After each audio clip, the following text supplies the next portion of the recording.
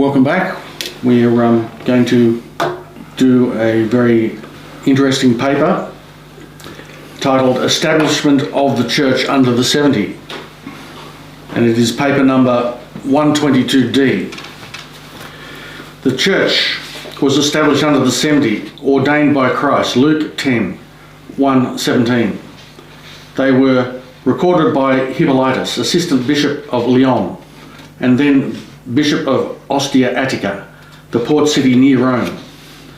Because the facts did not coincide with the later Roman Catholic propaganda regarding Peter and the apostles, they tried to denigrate Hippolytus as an anti-pope because he rebuked them. The history is very important to the church. The church was told by Christ to remain at Jerusalem until Pentecost of 30 CE of the current era, when they were given the Holy Spirit, as we saw in Acts and is covered in the papers. Holy Spirit, number 117, timing of the crucifixion and the resurrection, number 159, 40 days following Christ's resurrection, paper number 159B. We saw from this history that the entire church was present in Jerusalem up until after Pentecost. We were given, under the authority of Hippolytus, assistant to Irenaeus of Lyon and later bishop of Ostia Attica, the identification of the 70 with their names. We were given their locations of areas of responsibility, which are covered in the text on the paper we have titled Fate of the 12 Apostles, paper 122B. In that text, the 70 are numbered, and we will retain that numbering and identify the locations and all the apostles involved. These people and locations are verifiable independently in many other works. The works of Hippolytus at the end of the 2nd century from the Quarto-Decimal Disputes, paper number 177, is an authentic record independent of the later Roman fictions. Now, Wayne, if we'd like to proceed into this interesting topic. Yes, well, as we saw, this work by Hippolytus was extremely important. Hippolytus was trained at Smyrna by Polycarp, and as was Irenaeus. And Irenaeus sat at the feet of John, and he knew the members of the church who knew the Christ. He was brought up there, and he's a great authentic record of what happened in the church under John at Ephesus and at Smyrna. Now, what we see from Hippolytus's record is that the church was spread out through the Middle East and north into the Parthian system and into Europe. And it was done on the orders of Christ.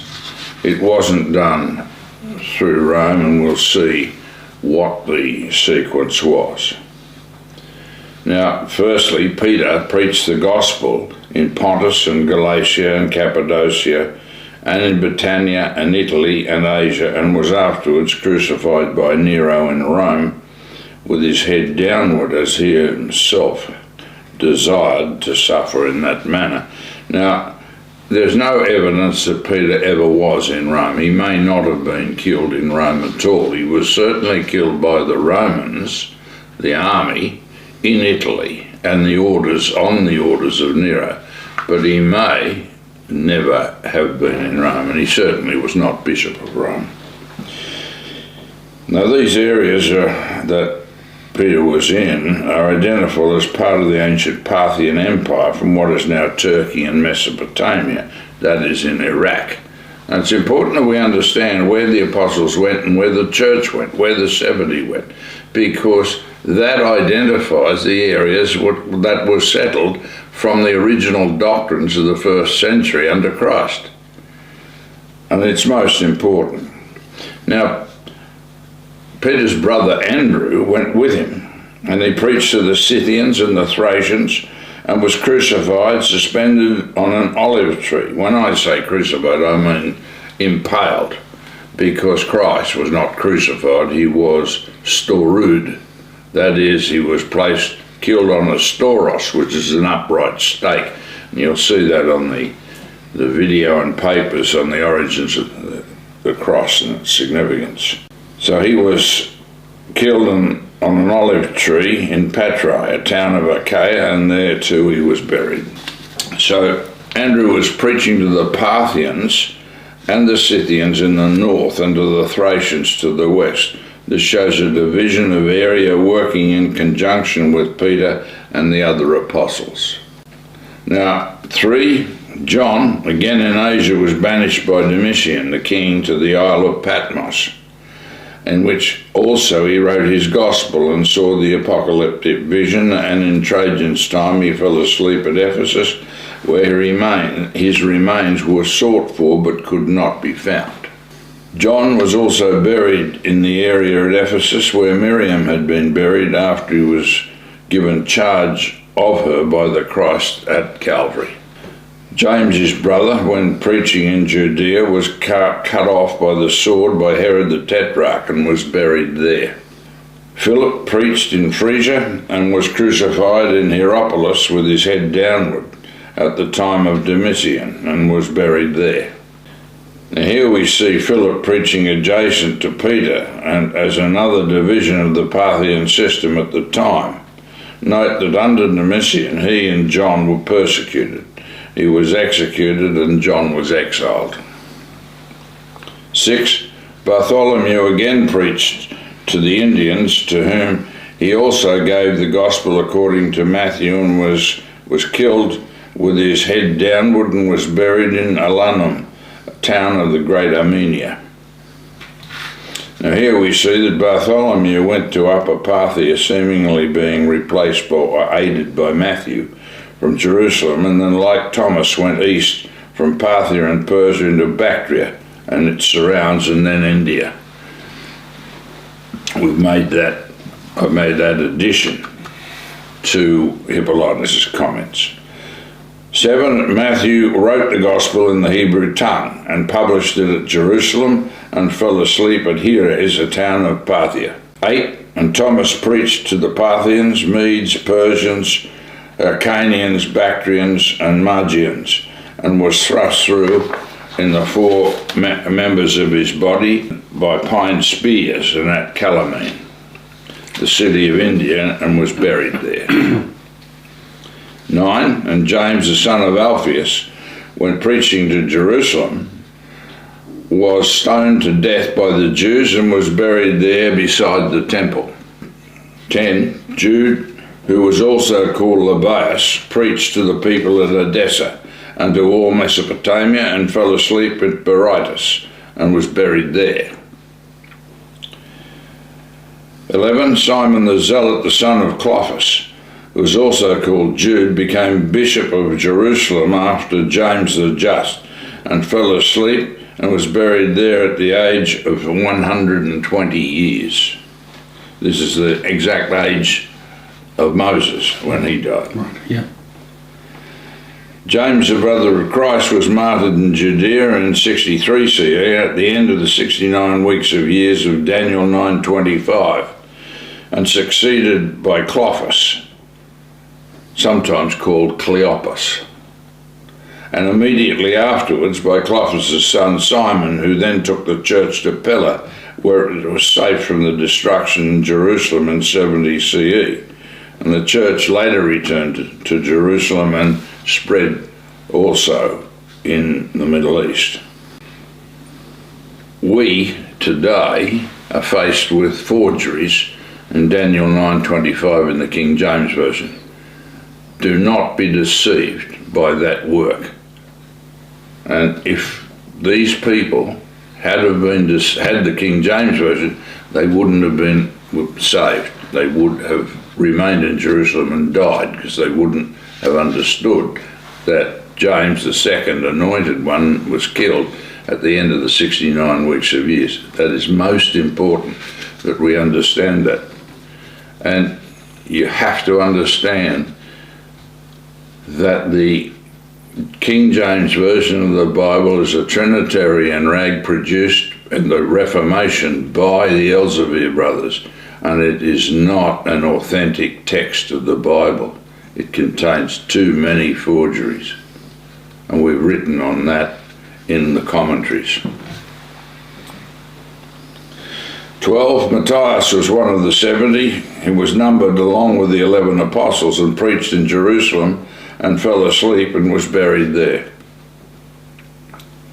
13. And Paul entered into the apostleship a year after the assumption of Christ, and beginning at Jerusalem, he advanced as far as Illyricum and Italy and Spain, preaching the gospel for 35 years, and at the time of Nero he was beheaded in Rome and was buried there.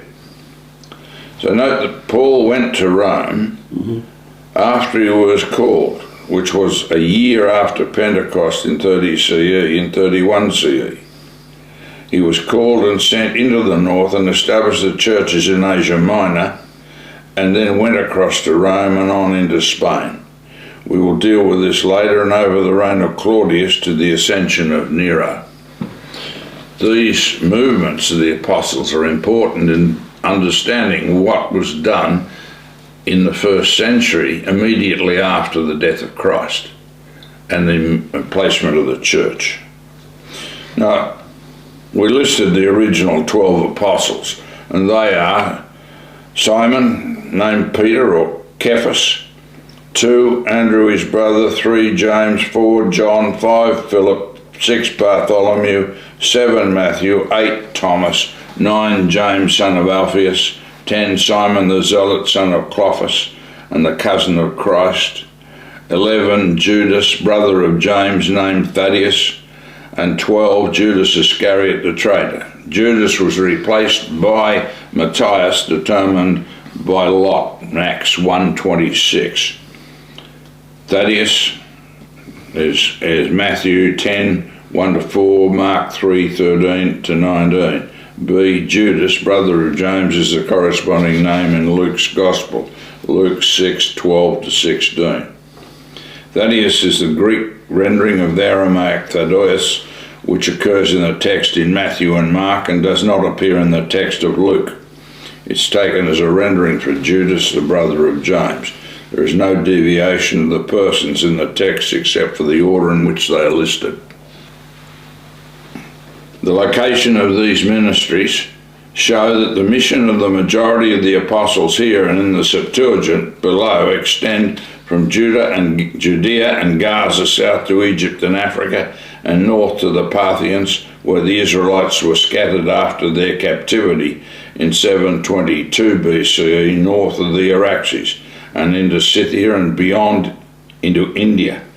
Now here we see the basis of the legends and the apostles speaking to the tribes, Peter to the Anglo-Saxons and their subgroups, and Andrew to the Scots, hence their saltire system as he was impaled on the tree. It's important to note that Israel was sent into captivity. The tribes east of the Jordan were captured around 730 BCE by the Assyrians and sent north, and then in 722 all of the northern tribes, the Israelites, were captured by the Assyrians and sent north through beyond the Araxes into the areas amongst the Celtic Hittites, and they then were assimilated and they became a group of people of 7 R1b people of the Keltoi, and then the haplogroup I Semites of the Israelites. And we'll deal with that later in the spread.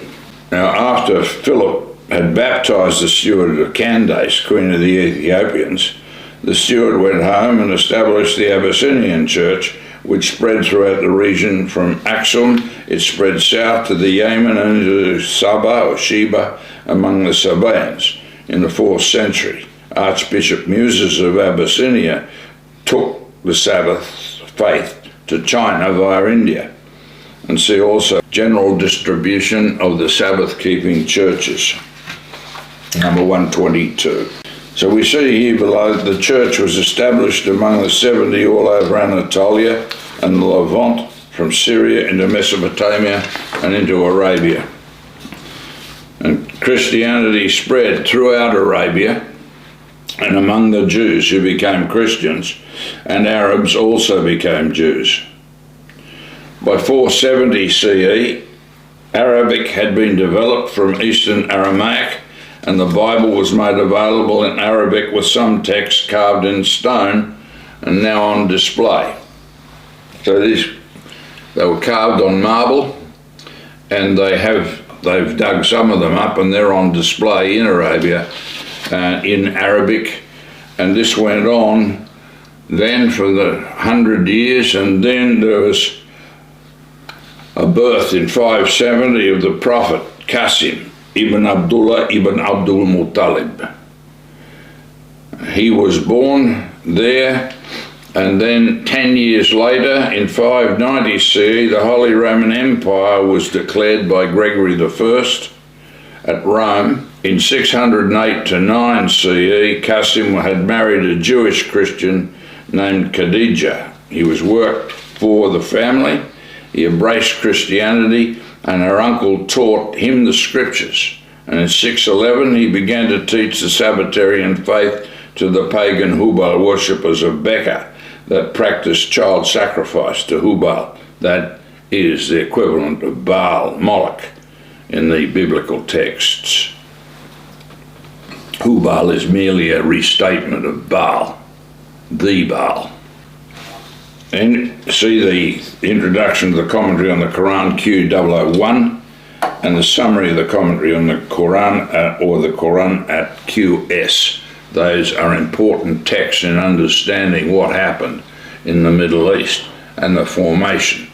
The Trinity had been formulated in 391, and then in 451 it was ratified at Chalcedon. So from 451 through to 470, when it was spread in Arabia, there was a counter-reaction, because the Arabians were Unitarian Christians. Unitarian Christianity was spread throughout Arabia, not Trinitarian Christianity. That caused the problem between Trinitarian Christianity and Unitarian Christianity, which was the biblical structure and became referred to as Islam. In terms of the establishment of Islam, they were persecuted by these Baal worshippers, which became the successful religion of the world. Do not underestimate Baal worship and the sun and mystery cults. In 613 CE, the church at Becca had to flee. This was the first Hijrah. They had to flee to Abyssinia at Aksum, and they sought refuge under the Negus. Now, the Negus, which was the king of Abyssinia, gave them refuge, and the bishops were all summoned there to hear their case, and the pagans at Becca went to Abyssinia and pleaded that they be returned to Becca so they could be dealt with by the Beccan pagans. And the Negus, of course, refused and gave them sanctuary. But a lot of the wealthy tribes of the Quraysh didn't need to go into exile like the poorer people did in 613. 622, of course, there was the flight from Becca to Medina. Mecca had nothing to do with the church whatsoever. It was never a place of worship. The Kaaba, which was a pagan shrine containing idols, was sent via Kufa to Mecca and established at Mecca after 699 through to the Abbasid revolt in 751. This is all organized in the church. It's the war between the pagan Baal worshippers, the Gnostics, and the military arms of the pagan Baal worshippers, and the church, the Unitarian Church of God in Arabia. That's the significance of it all, and the heretics won. And what you see now in both Trinitarian Christianity and Islam are two aspects of warring factions of Baal worshippers. It's got nothing to do with Christianity. And it's most important that the church understands the origins of the church and what it believed, what it taught, and what it's going to become in the next few years. Now, other records of the persecution, we go through the commentary on the Quran, Surah 19, Maryam, and see also the Sabbath in the Quran, number 274. It's important to understand that the Prophet Qasim and the entire church at Becca and all early Islam kept the Sabbath. They didn't keep the Hillel calendar, they kept the temple calendar. And you can see that in this text on the Sabbath in the Quran, because the Day of Atonement kept by the Prophet and the church was a different day to that kept by the Jews at this time. And the Jews kept the Hillel calendar from 358, but the original Islamic system kept the temple calendar, as the church did all over the world and as we do now. That's important, and it's important you understand what our people fought and died for. Now you see also Surah 18, and also look at the link there, which takes you into the Islamic site on the ccgDOTorg. The fate of the family of Christ in the Desposini is also covered in the paper The Virgin Mariam and the Family of Jesus Christ, number 232. That's important that we understand that also. Now, we'll now deal with the entire Septuagint and their locations. We'll deal with the structure by sequence. What we've done is Hippolytus has given these people the 70 numbers from 1 to 70. But we've grouped them so that some of them are moved into the area groups that they were sent to by the Christ. And this wasn't accidental. Christ deliberately ordered these people, after he ordained them, to go to the places he sent them to.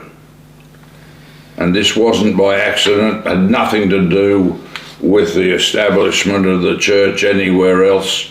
There wasn't any headquarters. Christ told them where to go and how to establish the church. That's the major issue.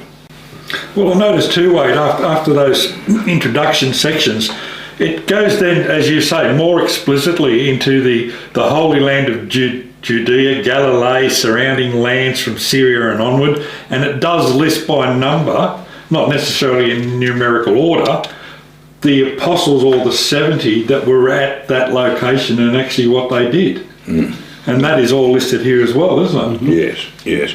You'll see the numbers start in the orders that they appear at Hippolytus, through from 1 to 12, and then they jump.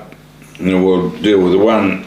Number 1 was James, the Lord's brother, Bishop of Jerusalem, knighted 63-64 at the end of the 69th week of years of Daniel 9:25. Second was Cleopas, Bishop of Jerusalem, uncle of the Christ, husband of Maria, sister of Mary, mother of the Christ. Now he died shortly after he succeeded James, brother of the Christ, on James's death. He was succeeded by Simeon, or Simon, his son, Simon the Zealot. 3, Matthias supplied the vacant place in the number of the 12 apostles. He served in Jerusalem, where he wrote the gospel in Hebrew, and proceeded to Parthia, where he died in Heres. Now that is an apparent contradiction to the text, where he had been in Jerusalem, but he did go to Parthia at Heres. 4, Thaddeus, who conveyed the epistle to Olgarus. 5, Ananias, who baptized Paul and was bishop of Damascus. 6, Stephen, the first martyr. 7, Philip, who baptized the eunuch. He was later sent to Phrygia in Parthia, as we see above. Prochorus, bishop of Nicomedia, who who also was the first that departed, believing together with his daughters. 9, Nicanor died when Stephen was martyred. 12, Nicolaus, bishop of Samaria. 67, Philemon, bishop of Gaza. And then it moves on to Africa and the Levant. Again, you've got Mark, the evangelist, bishop of Alexander, number 14, and number 15, Luke, the evangelist. Yes, these two belong to the 70 disciples who were scattered by the offence of the word which Christ spoke. Except a man eat my flesh and drink my blood, he has no part in me. And that these two were offended by that, and they were scattered. Right. But Peter brought one of them back, and Paul developed Luke back in the faith. They then went on and wrote their Gospels, and right. But they were offended, and it did take Peter and Paul each to get Mark and Luke back in the faith. Right. Wow. And that's a fact that's overlooked by a lot of so-called Christians studying that area. Yeah. They don't account that situation actually happened. They know that there were 70 that walked off, but that's where they leave it. They don't look into it. But the reality is you had to eat the bread and drink the wine, which is what the Christ was talking about. And these guys didn't understand that they all had to have a glass of wine at the Passover, right. Otherwise they weren't part of Christ in the body. Yeah. And that's what these prohibitionists trying to drink grape juice don't understand. And they've taken themselves out of the church and out of the first resurrection. Right. Yeah. That's an important thing.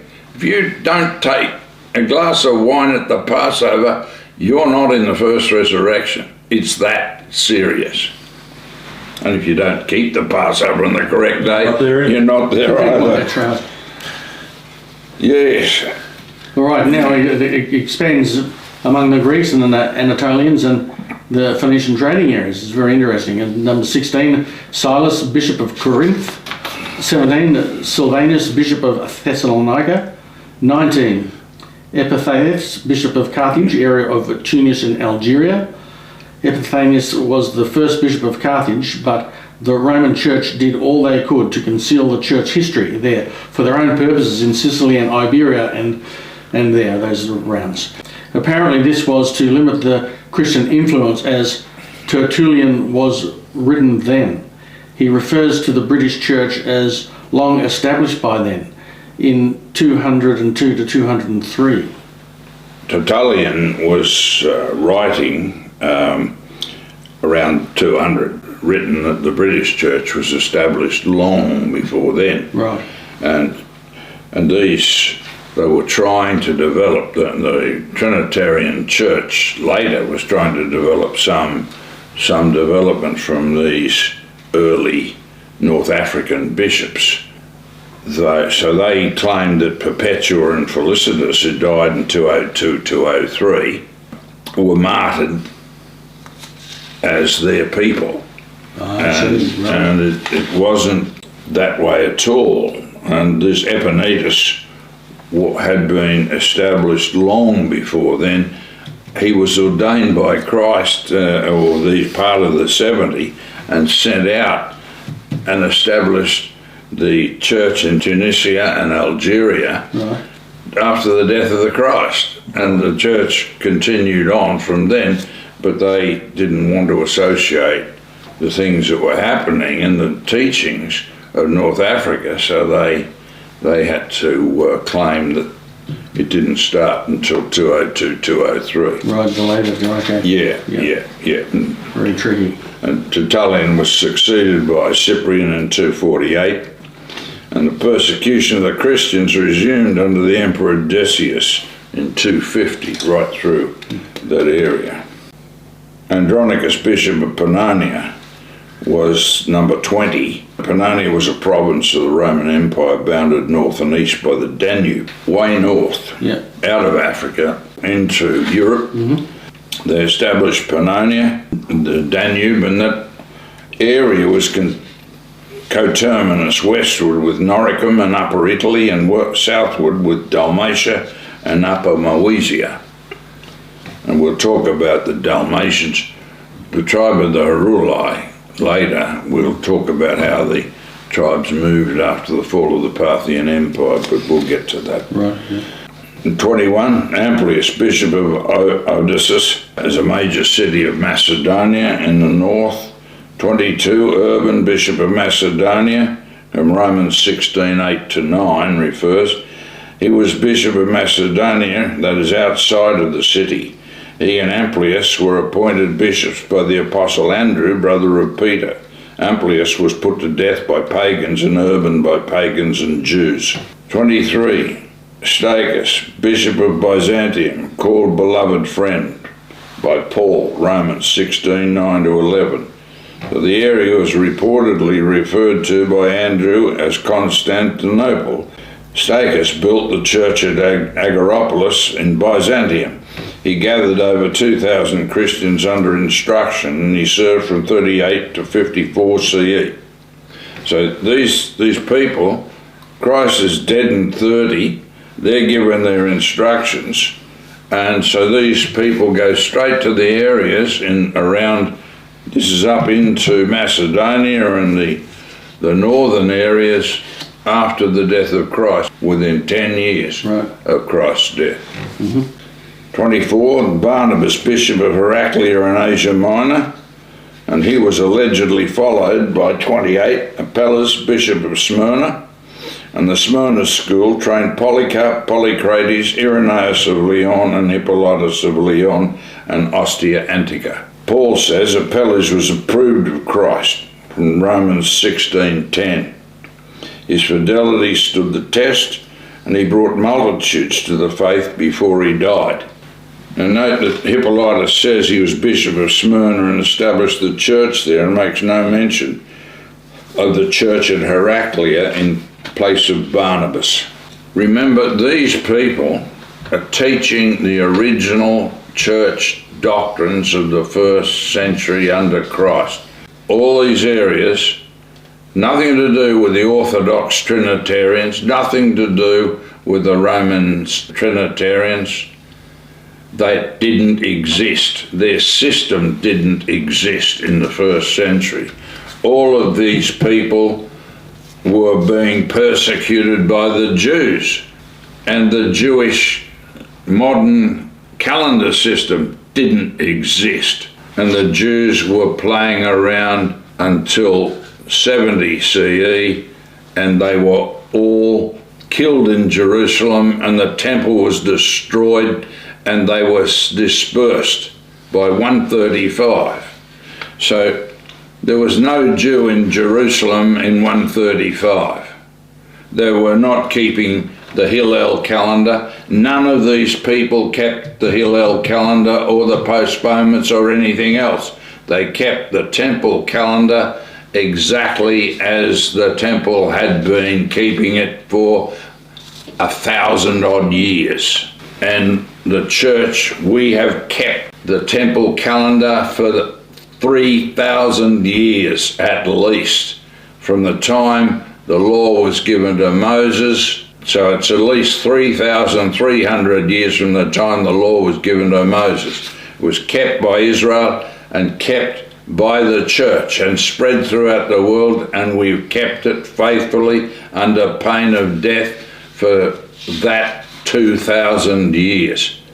Up until a certain point, all through the early church eras, until the demarcation point when they ruined it and they got rid of it with Sardis. The Sardis system brought in the Hillel calendar into the Church of God for the first time in the entire history of Israel and the church. Right, yeah. And so Duggar and Armstrong brought the Hillel calendar into the church between 1940 and 1946 and wrecked it with their ditheist doctrines, their problems in the nature of God, and the Hillel calendar. And that's what you face now. You will be dealt with under Hillel. You have to get rid of it, or you will die. It's that simple. We've also gone on now. Number 25 was Phygellus, Bishop of Ephesus. He was the party also of Simon. And 26, Hermogenes, he too was of the same mind with the former. And 27 was Demas, who also became a priest of idols. And this at Ephesus is where they were having the conflict with the silversmiths. Their income was being prejudiced, so they were making idols to Artemis, idol systems at the temple of Artemis. They were saying, great is Diana of Ephesus. It wasn't, it was Artemis. And we'll deal with that when we deal with the 7 churches and the actual locations of these churches. This whole problem from these people brought in this rot at Ephesus, and John had to clean that out when he presided in Ephesus. Irenaeus was a child at the feet of John, and he spoke to the elders who knew Christ and learned from them before giving training at Smyrna. John and the whole church, including Christ, kept the fast of the 7th of Abib, and that's covered in the appendix to the Sanctification of the Simple and the Erroneous, number 291. In that appendix we see Irenaeus' own words about what the church did and how they kept the 7th of Abib as a fast. Right. And they did it for hundreds of years, and we do it now. Now 30, Narcissus, Bishop of Athens, and Paul greets his family in Romans 16:11. He was tortured and martyred for Christ. 31, Herodian, Bishop of Tarsus in Mersin, province of now Turkey. He was a kinsman of Paul from Romans 16:11. 32, Agabus, the prophet. 33, Rufus, Bishop of Thebes in Greece. Compare Romans 16:13 also. 34, Asyncritus, Bishop of Hyrcania, Romans 16:14. 35, Phlegon, Bishop of Marathon, Romans 16:14. 38, Hermas, Bishop of Philippi, Romans 16:14. The distribution of Paul's letter to the Romans was thus meant for a much wider audience than simply those at Rome. It was also meant for the bishops of Italy, Greece, and their flocks, and the flocks of Asia Minor. Tertius the scribe here must have therefore made many copies for their distribution. And then, wait, it goes on and talks about the spread into Italy, Gaul, Britain, and to the Balkans.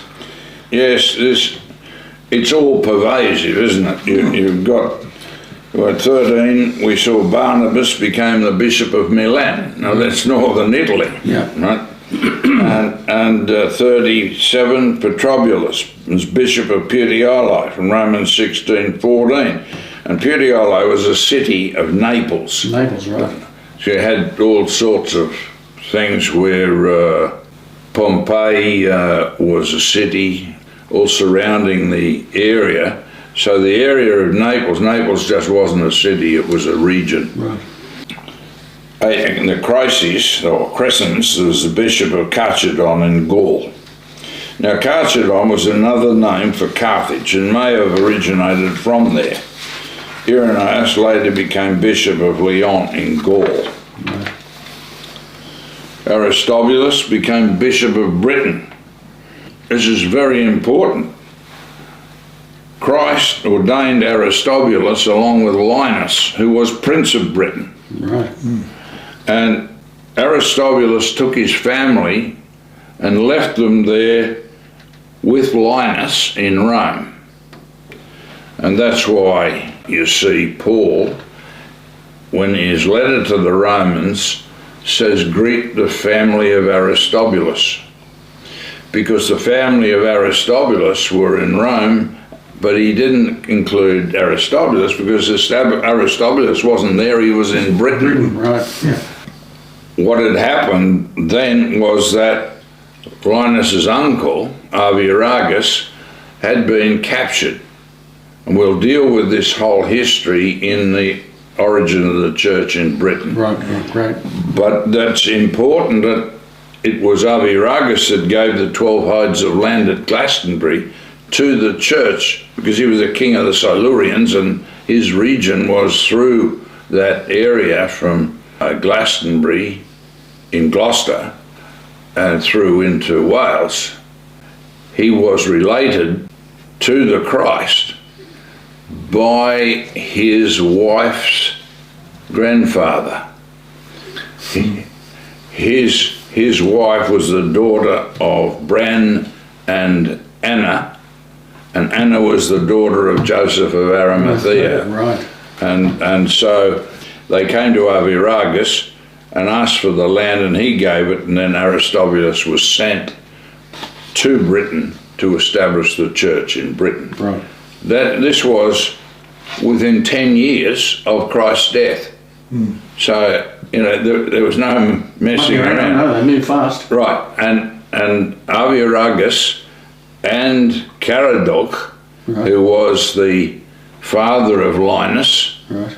Caradoc was also called by the Romans Caractacus, and was going to be killed, strangled at a tribute given to Claudius for the conquest of Britain. But he talked so well that Claudius spared his life and then gave him a pension and a house, gave him lands, so that he and the British family stayed there at the house of the Britons. And that's where Aristobulus's family went, while Aristobulus went to Britain and established the church. Right. Yeah. Gotcha. Right. Interesting. Yeah. And there is no doubt of Aristobulus' establishment of the church in Britain. Yeah, right. And 39, Linus, Bishop of Rome, son of Caradoc of Britain, and Linus stayed in Rome, and he was ultimately martyred there over that period. And Claudius was poisoned by Nero's entourage, women of his family. Claudius was poisoned, and I understand that Caradoc was also poisoned. Right. And then Linus was martyred shortly thereafter. Now 36, Hermes, Bishop of Dalmatia, is also referred to in Romans 16:14. 59, Clement, Bishop of Sardinia. 42 and 43 were Olympus and Rhodion. They were martyred in Rome. So you've got these people being sent to Rome. Olympus and Rhodion were sent there also and then martyred. 70, Trophimus was martyred along with Paul, who was also martyred in Rome. A great catch-all for the killing of the... Sounds like a good place to keep away. Yes. And that's why. And Peter was not Bishop of Rome, and he wasn't in there. Right. And I doubt that he was actually even killed in Rome, but he might have been taken there and killed as an example to the Romans and the Christians who were growing in number. So Caradoc or Caradoc and Linus, the Romans changed the names, like Arviragus's grandson was Marius. That's Muric, which is a short form of Arviragus in the Gaelic. Right. Now, the Romans called him Marius, and he became the Saint Marius of the Bible, of the historical texts. So these were all part of the British royal family. Right. And we'll talk about that when we deal with the establishment of the church in Britain. Sure. And we'll talk about their relationships also. Right. What happened was that these people, the British royal family, were moved back to Britain as client kings, because they'd all been captured and taken to Britain. And they included also, Arviragus was also related, descended from Boadicea. Boadicea, they call it, but Boadicea was her name, the wife of Prasutagus, and they were raped by the Romans, and she sacked Colchester and then marched on Rome. They were all subjugated. That's why Britain was a fairly dangerous place at that time. So That's why Aristobulus left his family in Rome okay, with right. Linus. Right, okay. Yeah, I mean, you've only got to look at some of the history books, don't you, to see how violent Britain was at that Yeah, time. oh yeah. And well, the Romans were subjugating it, and so, there was a serious problem. Yeah. Well, I see here also Priscilla and Aquila also had a house church there, and perhaps it was that of the House of the Britons in Romans 16:3. Yes, it was. Right. That's right. And Interesting. the doctrines of the early church in Rome are recorded in the original doctrines of the Christian faith, number 088. You've got to remember that the doctrines of the early church, these people, our predecessors, had nothing to do with the doctrines of the Trinitarian Church developed from the 4th century and the Council of Constantinople in 381. And as it goes on to tell us, and it goes into a little bit more detail, the British royal family were used to establish the church in Britain. Yes. And that's where they all fit into that expansion of the word going overseas, let's say, to other countries, far and wide. Yes, and I've dealt with it. We deal with this in the origin of the Christian Church in Britain, 266, but also the lineages and the interreactions and interrelationships are dealt with also in Hittites in the House of David. Right. Number 067C for the links and the lineages. Okay. And we know that is authentic. In fact, I had genealogists write to me about this paper and the lineages and the links, and they said it's absolutely correct. And look, all those links are in the paper. You don't have to worry, where do I find that? Yeah. They're all here. It's all listed for you. But going on to the next section, we now move to the Middle East. Yeah. Yes. Yes, so we go, number 10 was Timon, Bishop of Bostra, or Bosra, and it's spelled Bostra, Busrana, Bosra, without an H, and officially known as Bosra al-Sham. Is a town in southern Syria, administratively belonging to the Daraa district of the Daraa Governorate and geographically part of the Hauran region. We go then to 11, who was Parmenas, Bishop of Soli, and Parmenas suffered martyrdom in 98 under the persecution of Trajan. He was recorded as Bishop of Soli, and some take this to be Soli in Cyprus, while others were interpreted as Soli, Cilicia. So there's an academic division about where Soli was. Right. There are some other places named Soli in Iran and elsewhere. 40, Caius, Bishop of Ephesus. Note he succeeded Phygellus in the sequence as Bishop at Ephesus. 41, Philologus, Bishop of Sinop. It's situated on the most northern region of the Turkish side of the Black Sea. That is in the coast, and in ancient regions of Paphlagonia in modern-day northern Turkey. Right. The city serves as the capital of Sinop province. 44, Lucius, Bishop of Laodicea in Syria, is now Turkey. 45, Jason was Bishop of Tarsus after 31, Herodian above. Mersin is the province of Turkey. 46, Sosipater, Bishop of Iconium, now Konya in Turkey. It was the last city of ancient Phrygia. The Cimmerians overran it in 622 BCE. 47, Tertius, Bishop of Iconium. 48, Erastus, Bishop of Pinellas. Erastus was steward at Corinth and was appointed Bishop of Pinellas or Banias. The details of Banias in the Arabic and the Hebrew, and the modern Hebrew name of an ancient site that developed around a spring once associated with the Greek god Pan. It is located at the foot of Mount Hermon, north of the Golan Heights, and the spring is the source of the Banias River, one of the main tributaries of the Jordan River.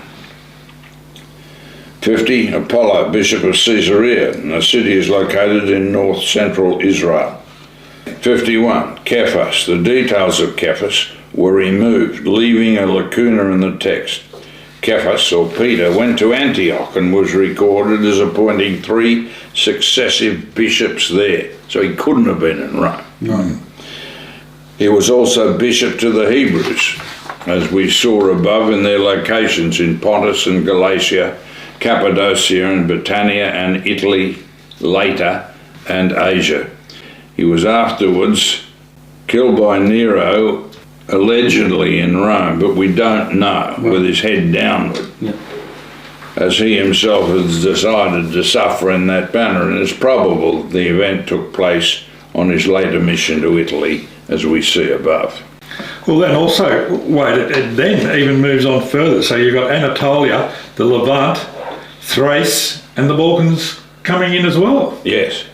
We go on through the numbering system. 52 was Sosthenes, Bishop of Colophon, which was an ancient city in Ionia located between Lebedos and Ephesus. 53, Tychicus, Bishop of Colophon, he succeeded Sosthenes. 54, Epaphroditus, Bishop of Andriase, a port city in the southern coast of Turkey in what was ancient Lycia, or Lycia. 55, Caesar, Bishop of Dyrrachium, a city of what is now Albania. 56, Mark, cousin to Barnabas, Bishop of Apollonia, and Apollonia was founded in 588 BCE by Greek colonists from Corfu and Corinth, on a site where native Illyrian tribes lived, and was perhaps the most important of the several classical towns known as Apollonia. 57, Justus, Bishop of Eleutheropolis. It means free city in the Greek, and was a Roman and Byzantine city in Syria, Palestina, and some 53 kilometres southwest of Jerusalem. Its remains still straddle the ancient road connecting Jerusalem to Gaza and now located within the Beit Guren National Park. 58, Artemis, Bishop of Lystra. And Lystra was a city in central Anatolia, now part of present-day Turkey. It's mentioned 5 times in the New Testament. Lystra was visited several times by Paul, along with Barnabas or Silas, and there Paul met Timothy. It's 30 kilometres south of Tarsus or Konya. 60 is Onesiphorus, Bishop of Korone. So Korone was a town of ancient Messenia, situated upon the western side of the Messenian Gulf in Peloponnesian Greece. 61, Tychicus, Bishop of Chalcedon. Chalcedon was an ancient maritime town of Bithynia in Asia Minor. It was located almost directly opposite Byzantium, in the south of Scutari, which is modern Uskadar. 49, Quartus, Bishop of Berytus, then. 62, Carpus, Bishop of Berytus in Thrace. 63, Enodus, Bishop of Antioch, appointed by Cephas. 64, Aristarchus, Bishop of Apamea, located on the right bank of the Orontes River in Syria. 65, Mark, who was also John, Bishop of Biblopolis. 66, Zenos, Bishop of Diospolis in Lydia. Anatolia, another was in Thrace, now Bulgaria. 68 and 69, Aristarchus and Pudes. So note the extensive missions of Peter from the Bible text and the other records. He was not Bishop of Rome, but was responsible for the 10 tribes of Israel through Parthia and the north, and from Antioch. However, we know from Hippolytus that Peter was in Italy as a minor part of his mission, and it is possible he was never in Rome. So this propaganda for the primacy of Peter argument has nothing to do with reality. No. So I've dealt with it. There's a note here also that Irenaeus' from exposure to John and to Polycarp and those at Ephesus and Smyrna held that Psalm 82:1 referred to the Theoi or gods, the Elohim, which include the elect, namely those of the adoption.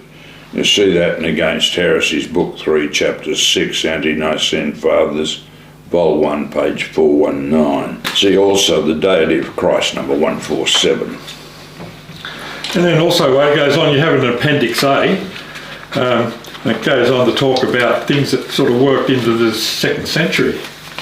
Yes, that's... including the Celts and how things had spread throughout them, Troy.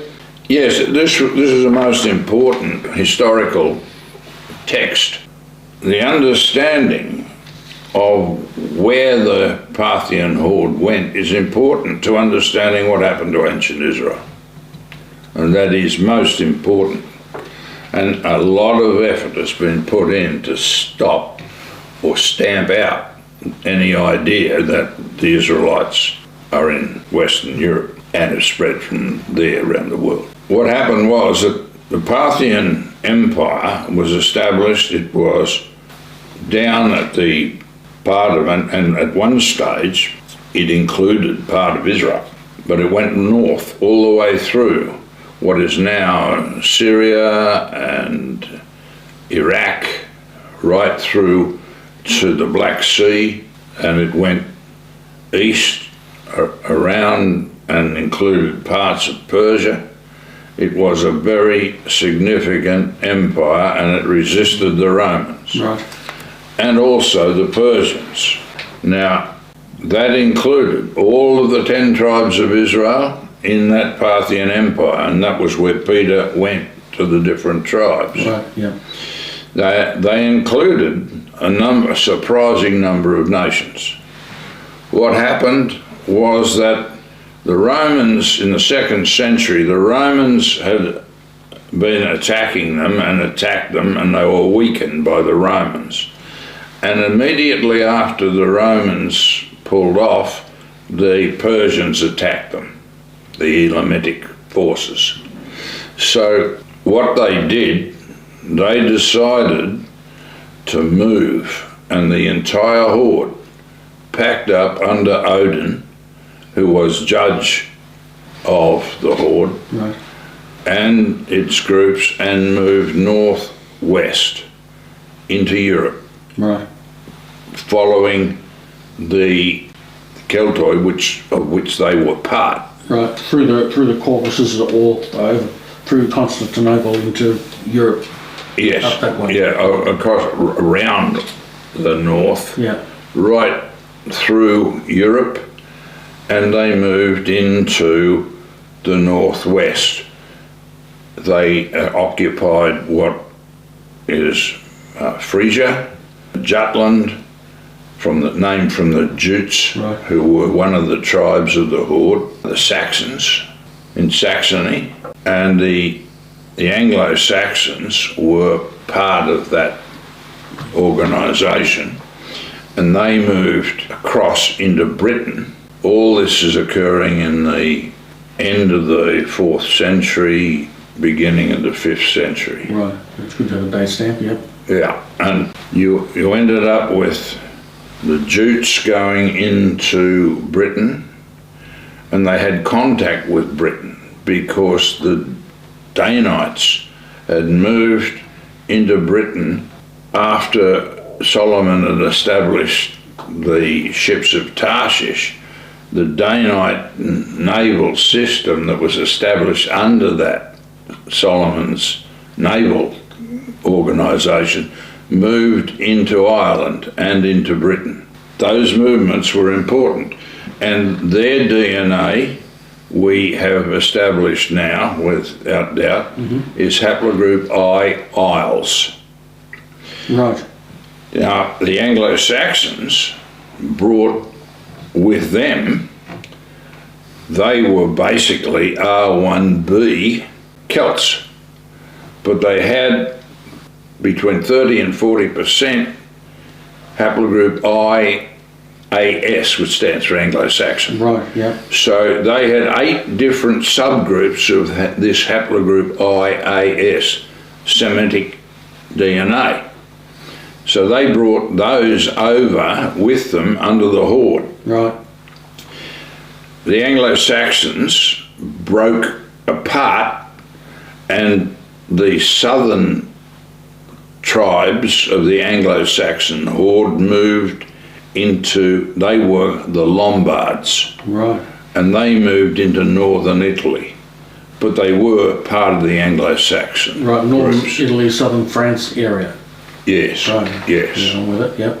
And the Heruli were another tribe. They moved into Dalmatia. Right. They're regarded as the most unstable of all the tribes. Right. Yeah, Like yeah. the Vandals who vandaled everything, right. Yeah, the Vandals came over and they moved into Spain, and then the Visigoths followed them into Spain, and the Suevi went into Portugal. Right. So all of these are different hordes coming in after the fall of the Parthian Empire. Oh, okay, right, that demarcation Yeah. period, right. And then the Vandals then moved into North Africa, and the Visigoths took up Spain, and the Suevi took up Portugal. Right.